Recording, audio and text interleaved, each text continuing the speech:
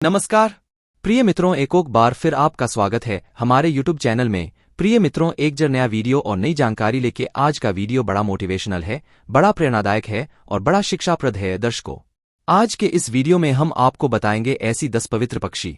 ये पवित्र पक्षी जब भी जाते हैं, जिस घर में जाते हैं, लक्ष्मी को साथ लेकर के जाते हैं। प्रियदर्शी को हमारे हिंदू धर्म में इन 10 पवित्र पक्षियों को बहुत माना जाता है, क्योंकि ये 10 पक्षी कोई ऐसी वैसी पक्षी नहीं है। दर्शकों, ये पक्षी जब भी किसी घर में जाते हैं तो मां लक्ष्मी को साथ लेकर के जाते हैं। ये पक्षी उसी घर में जाते हैं जिस घर का भाग्य उदय होना होता है, अन्यथा ये पक्षी किसी घर में नहीं जाते हैं।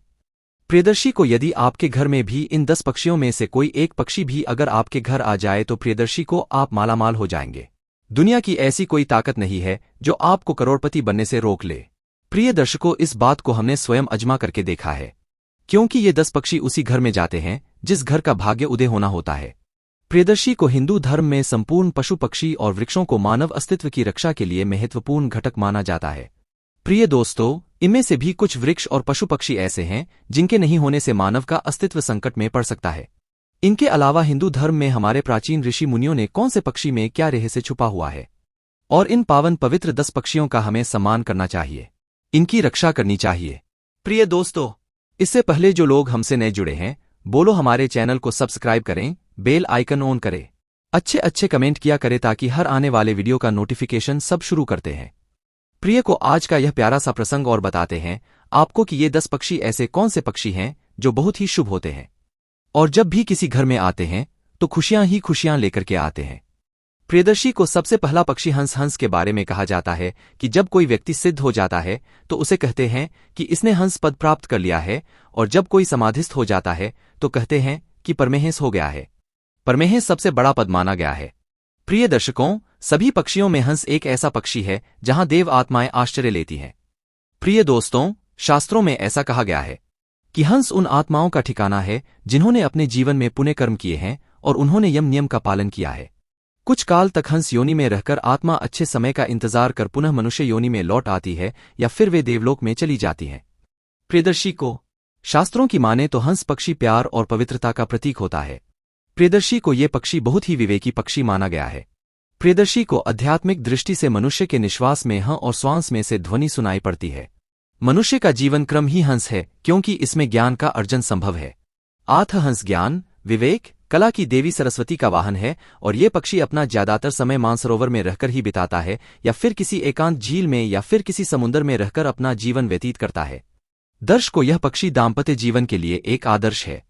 प्रिय दर्शकों, यह पक्षी बहुत समझदार होता है, बहुत बुद्धिमान होता है, और अपनी संपूर्ण जीवनकाल में यानी कि जीवन भर एक ही पार्टनर के साथ रहता है। यदि दोनों में किसी भी एक पार्टनर की मौत हो जाए तो दूसरा अपना पूरा जीवन अकेले ही गुजारता है। जंगल के कानून की तरह इसमें मादा पक्षियों के लिए लड़ाई नहीं होती है। प्रियदर्शी को ये पक्षी आपसी सूझबूझ के बल पर ये अपने साथी का चयन करते हैं। इनमें पारिवारिक और सामाजिक भावनाएं पाई जाती हैं। सफेद रंग के अलावा काले रंग के हंस ऑस्ट्रेलिया में पाए जाते हैं। प्रियदर्शी को हिंदू धर्म में हंस को मारना अर्थात पिता, देवता, गुरु को मारने के समान है। ऐसे व्यक्ति को 3 जन्म तक नर्क में रहना पड़ता है। प्रिय दर्शकों, इसीलिए हंस बहुत शुभ होता है। अब आता है दूसरा पक्षी। प्रियदर्शी को दूसरा पक्षी मोर कहा गया है। मोर पक्षियों का राजा माना जाता है। वैसे पुत्र कार्तिकेय का वाहन है।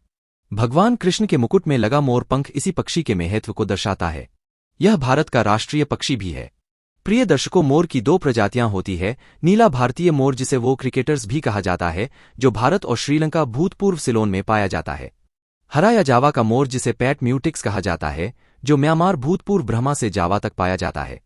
प्रियदर्शी को अनेक धार्मिक कथाओं में मोर को बहुत ऊंचा दर्जा दिया गया है।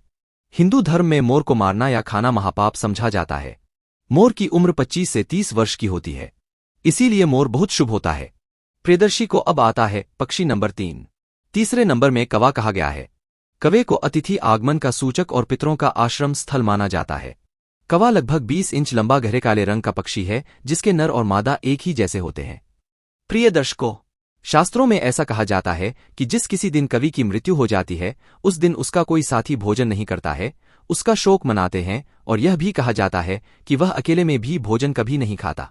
वह किसी साथी को साथ मिलकर या बांटकर भोजन ग्रहण करता है। कब आप बगैर थके। आगमन का सूचक और पितरों का आश्रम स्थल माना जाता है। कौवा लगभग 20 इंच लंबा गहरे काले रंग का पक्षी है जिसके नर और मादा एक ही जैसे होते हैं। प्रियदर्शी को शास्त्रों में ऐसा कहा जाता है कि जिस किसी दिन कवि की मृत्यु हो जाती है उस दिन उसका कोई साथी भोजन नहीं करता है, उसका शोक मनाते हैं, और यह भी कहा जाता है कि वह अकेले में भी भोजन कभी नहीं खाता, वह किसी साथी को साथ मिलकर या बांटकर भोजन ग्रहण करता है। कब आप बगैर थके मीलों उड़ान भर सकता है? प्रियदर्शन को शास्त्र में यह भी लिखा है कि कौवे को भविष्य में होने वाली घटनाओं का पहले ही आभास हो जाता है, क्योंकि कौवे में वो दिव्य शक्तियां होती हैं जो कि भूत, भविष्य, वर्तमान का पहले से ज्ञान होता है। प्रियदर्शी को श्राद्ध पक्ष में कवि को बहुत महत्व माना गया है और इस पक्ष में कौवे को भोजन करवाना अर्थात अपने पितरों को भोजन करवाना माना जाता है, इसीलिए कौवा भी बहुत शुभ होता है। प्रियदर्शी को अब आता है नंबर 4 का पक्षी। नंबर 4 में उल्लू को कहा गया है। उल्लू को लोग अच्छा नहीं मानते हैं, उससे डरते हैं, लेकिन ऐसी गलत धारणा है। उल्लू पक्षी मां लक्ष्मी का वाहन है। उल्लू का अपमान करने से लक्ष्मी का अपमान माना जाता है। प्रियदर्शी को हिंदू संस्कृति में माना जाता है कि उल्लू समृद्धि और धन लाता है। प्रियदर्शी को उल्लू के डरावने लुक के कारण कुछ लोग उल्लू से डरते भी हैं और कुछ लोग उल्लू को मूर्ख कहते हैं जिनके उल्लू जैसे मुंह होते हैं, लेकिन यह धारणा बिल्कुल गलत है। प्रियदर्शी को भारतवर्ष में प्रचलित लोक विश्वासों के अनुसार भी उल्लू का घर के ऊपर छत पर स्थित होना तथा शब्द उच्चारण निकट संबंधी अथवा परिवार के सदस्य की मृत्यु का सूचक समझा जाता है। सचमुच उल्लू को भूत, भविष्य और वर्तमान में घट रही घटनाओं का पहले से ही ज्ञान होता है। प्रिय दोस्तों, उल्लू नीरव उड़ान भरने में बहुत पारंगत होता है, अर्थात पंखों की फड़फड़ाहट या आवाज किए बगैर ही यह मीलों उड़ान भर सकता है। उल्लू की आंखें रात में दूर तक देखने की क्षमता रखती हैं।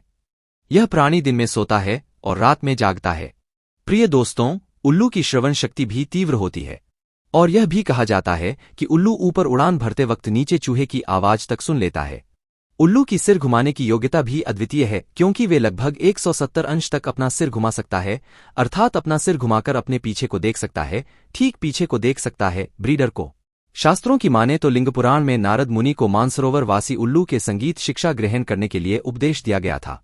प्रियदर्शी को इस उल्लू की हूँ की संगति स्वरों में निकलती है। वाल्मीकि रामायण में उल्लू को मूर्ख के स्थान पर अत्यंत चतुर कहा गया है। रामचंद्र जी जब रावण को मारने में असफल होते हैं और जब विभीषण उनके पास जाते हैं तब सुग्रीव राम से कहते हैं कि हे प्रभु श्री राम, आपको शत्रु की उल्लू की चतुराई से बचकर रहना चाहिए। प्रियदर्शी को ऋषियों ने गहरे अवलोकन तथा समझ के बाद ही उल्लू को श्री लक्ष्मी का वाहन बनाया था, इसीलिए उल्लू बहुत शुभ होता है। ट्रेडर्स को अब आता है नंबर 5। नंबर 5 में गरुड़ पक्षी कहा गया है। प्रियदर्शी को शास्त्रों में पक्षियों में गरुड़ को सबसे श्रेष्ठ माना गया है। यह समझदार और बुद्धिमान होने के साथ साथ तेज गति से उड़ने की क्षमता रखता है। गरुड़ के नाम पर एक पुराण भी है जिसे गरुड़ पुराण कहा जाता है। यह भारत का धार्मिक और अमेरिका का राष्ट्रीय पक्षी होता है। प्रिय दोस्तों, गरुड़ के बारे में पुराणों में अनेक कथाएं मिलती है। रामायण में तो गरुड़ का सबसे महत्वपूर्ण पार्ट है। पौराणिक कथाओं के अनुसार भगवान विष्णु की सवारी और भगवान राम को मेघनाथ के नागपाश से मुक्ति दिलाने वाले गरुड़ के बारे में कहा जाता है कि यह 100 वर्ष तक जीने की क्षमता रखता है। लेकिन आजकल गरुड़ के अस्तित्व पर संकट गहरा आ रहा है, इसीलिए गरुड़ बहुत शुभ होता है और जहां भी जाता है मां लक्ष्मी को श्रीहरि विष्णु को साथ लेकर जाता है। दर्श को यदि आपके घर में कभी भूलवश गरुड़ आकर बैठ जाए तो दर्श को आपका भाग्य तुरंत उदय होगा, बहुत जल्द उदय होगा, इसमें कोई शंका नहीं है। प्रियदर्शी को अब आता है 6ठे नंबर का पक्षी। छठा पक्षी नीलकंठ को कहा गया है। प्रियदर्शी को नीलकंठ को देखने मात्र से भाग्य के दरवाजे खुल जाते हैं। दर्श को ऐसा कहा जाता है कि नीलकंठ को देखने मात्र से भाग्य के दरवाजे खुल जाते हैं। यह पवित्र पक्षी माना जाता है। दसे राह पर लोग इसका दर्शन करने के लिए बहुत ललायत रहते हैं। प्रिय दोस्तों, इस पक्षी का आकार मैना पक्षी के बराबर होता है। इसकी चोंच भारी होती है और वक्ष स्थल लाल भूरा, उदर तथा पूंछ आदतन नीला होता है। परिदृश्य को पंख गहरे और धूमिल होते हैं, नीले रंग में होते हैं। यह उड़ान के समय चमकीली पट्टियों के रूप में दिखाई पड़ते हैं। त्रावणकोर में दक्षिणी भाग को छोड़कर शेष भारत में यह पक्षी खूब पाया जाता है। प्रियदर्शी को इसीलिए नीलकंठ पक्षी बहुत शुभ होता है। अब आता है 7वां नंबर का पक्षी। प्रियदर्शी को 7वें नंबर का पक्षी तोता कहा गया है। प्रियदर्शी को कई लोग तोता को मिट्ठू भी कहते हैं। तोते का हरा रंग बुध ग्रह के साथ जोड़कर देखा जाता है। आठ घर में तोता पालने से बुध की कुदृष्टि का प्रभाव दूर होता है। घर में तोते का चित्र लगाने से बच्चों की पढ़ाई में मन लगता है। वास्तुशास्त्र के अनुसार उत्तर दिशा में तोते की तस्वीर को लगाने से पढ़ाई में बच्चों की रुचि बढ़ती है, साथ ही उनकी स्मरण शक्ति में भी इजाफा होता है। प्रियदर्शन को इसके अलावा आपने बहुत से तोते पंडित देखे होंगे जो भविष्यवाणियां करते हैं। तोते के बारे में बहुत सारी कथाएं पुराणों में मिलती है। इसके अलावा जातक कथाओं में, पंचतंत्र की कथाओं में भी तोते का किसी न किसी कथा में शामिल किया गया है। तोता अक्सर तमाशा दिखाने वाले और जादूगरों के पास खूब देखा जा सकता है। यह पक्षी बहुत समझदार होता है। धीरे धीरे मनुष्य की तरह बोलने लगता है, बच्चों की आवाज को पहचानने लगता है, मनुष्य की बोली की नकल बखूबी कर लेता है। तोता एक बार में 4 से 6 अंडे देता है और ज्यादातर पक्षियों की तरह नर व मादा अपनी घरेलू जिम्मेदारी मिलजुल कर निभाते हैं। अधिकांश प्रजातियां पेड़ की खोह में एक बार में 4 से 8 अंडे देती हैं। 10 को इसलिए तोता घर में रखना बहुत शुभ होता है। प्रियदर्शी को अब आता है 8वां नंबर का पक्षी। 8वें नंबर में कबूतर कहा गया है। प्रिय दर्शकों, कबूतर को कपोत तक भी कहते हैं। यह शांति का प्रतीक माना गया है। भगवान शिव ने जब अमरनाथ में पार्वती को अजर अमर होने की कथा सुनाई थी तो कबूतरों के एक जोड़े ने यह कथा सुन ली थी। तभी से वे अजर अमर हो गए हैं। आज भी अमरनाथ की गुफा के आसपास ये कबूतर देखे जा सकते हैं। बड़े भाग्यशाली लोगों को अमरनाथ की गुफा के आसपास ये कबूतर का जोड़ा दिखाई देता है। कहा जाता है कि सावन की पूर्णिमा को ये कबूतर गुफा में दिखाई पड़ते हैं, इसलिए कबूतर का महत्व दिया जाता है। इसीलिए कबूतर को महत्व दिया जाता है। पहले के जमाने में कबूतर ही डाकिये का काम करता था। प्रियदर्शी को पुराने समय में ही नहीं बल्कि 19वीं सदी के शुरुआत होने वाले पहले विश्व युद्ध तक कबूतर के माध्यम से संदेश भेजा जाता था। प्रियदर्शी को अजीब बात है कि कबूतर मीलों तक जाकर यह संदेश देकर पुनः लौट आते थे। प्रिय दोस्तों, बताया जाता है कि हमिंग प्रजाति के कबूतर अपनी जगह से 1600 किलोमीटर आगे उड़कर जाने पर भी रास्ता भटके बिना वापस अपने स्थान पर आ जाते थे।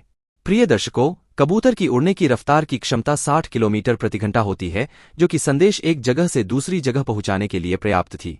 प्रियदर्शी को इस पक्षी के बारे में वैज्ञानिक बताते हैं कि यह कबूतर सूर्य की दिशा, गंध और पृथ्वी के चुंबकत्व से वापस लौटने की दिशा तय कर लेते थे। प्रियदर्शन को अब आता है 9वां पक्षी। 9 नंबर में बगुला पक्षी को कहा गया है। आपने कहावत सुनी होगी कि बगुला भगत अर्थात ढोंगी साधु। धार्मिक ग्रंथों में बगुलों से जुड़ी अनेक कथाओं का उल्लेख मिलता है। पंचतंत्र में एक कहानी है बगुला भगत। बगुला भगत पंचतंत्र की प्रसिद्ध कहानियों में से एक है। प्रियदर्शी को बगुले के नाम पर एक देवी का नाम भी है जिसे बगलामुखी कहते हैं। प्रिय दोस्तों, बगुला ध्यान भी होता है, अर्थात बगुले की तरह एकटक ध्यान लगाना। बगुले के संबंध में कहा जाता है कि यह जिस भी घर के आसपास किसी वृक्ष आदि पर रहते हैं वहां शांति रहती है और किसी प्रकार की अकाल मृत्यु नहीं होती है। प्रियदर्शन को अब आता है आखिरी और 10वां पक्षी। 10वां पक्षी गौरिया कहा गया है। प्रियदर्शी को गौरिया एक छोटी चिड़िया होती है। ये हल्की भूरे रंग या सफेद रंग की होती है। इसके शरीर पर छोटे छोटे पंख होते हैं। पीली चोंच व पैरों का रंग पीला होता है। हर गौरिया की पहचान उसके गले के पास काले धब्बे से होती है। 14 से 16 सेंटीमीटर लंबी यह चिड़िया मनुष्य के बनाए हुए घरों के आसपास रहना पसंद करती है। प्रियदर्शी को भारतीय पौराणिक मान्यताओं के अनुसार यह चिड़िया जिस भी घर में या उसके आंगन में रहती है वहां सुख शांति बनी रहती है। कुसिया उनके द्वार पर हमेशा खड़ी रहती है और वो घर दिनों दिन तरक्की करता रहता है।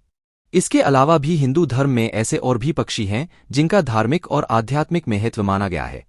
प्रियदर्शी को पक्षियों को हिंदू धर्म में देवता और पितर माना गया है। कहते हैं जिस दिन आकाश में पक्षी लुप्त हो जाएंगे उस दिन धरती से मनुष्य भी लुप्त हो जाएंगे। किसी भी पक्षी को मारना बहुत बड़ा पाप होता है और यह भी कहा जाता है कि पक्षियों को मारना यानी कि अपने पूर्वजों को मारना, अपने माता पिता को मारना, अपने पितरों को मारना, अपने देवी देवताओं को मारना माना जाता है।